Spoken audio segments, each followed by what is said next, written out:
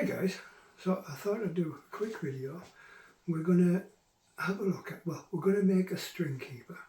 Sure, everybody knows what a string keeper is, but if you look online, some of them are ridiculously expensive. So I thought we'd just make a dead simple one that doesn't take very long at all. So we shall use this to work on. And it's basically just some elastic. This one's a bit, and a toggle. So what you'll need, some elastic. I've got braid covered elastic.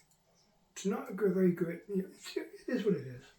And a toggle. You can get these through any haberdashery store, a DIY, craft store, things like that. It's just a toggle button.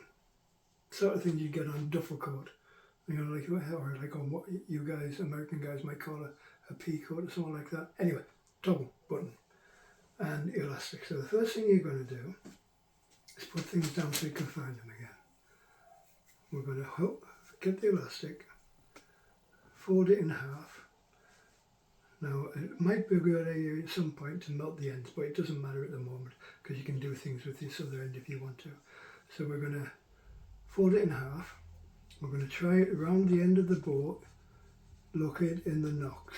Now don't forget this is elastic, so you can be quite tight on the end of the bow itself because it is going to stretch. So you're going to aim for a loop that's just a little bit bigger, and then we're going to tie a knot in it. Just a double-stranded knot. I don't know what kind of knot this would actually be called. Yeah, this is the problems with not being able to bloody see. It's a pain in the butt.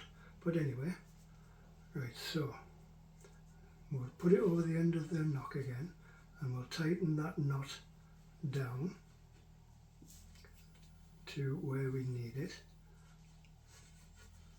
Pull it tight, and if you don't pull it tight you can adjust it, but I think we're about right for what we need.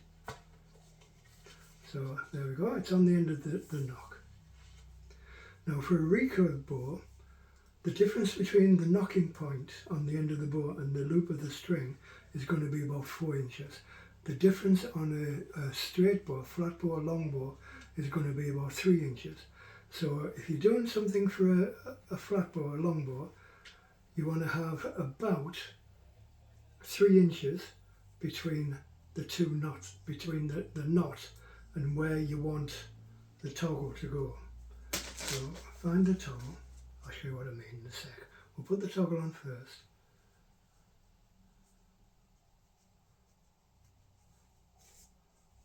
Yeah, this is 3 or 4 millimeter elastic. It just fits nicely in these toggle buttons. Right, so we'll pull that down to the end. You can at this point actually use it to make sure that knot's nice and tight.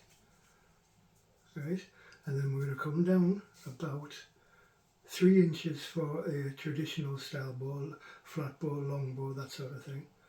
About 3 inches.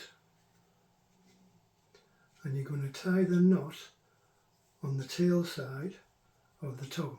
So mark it with your thumb, and then just do a double, a double loop knot.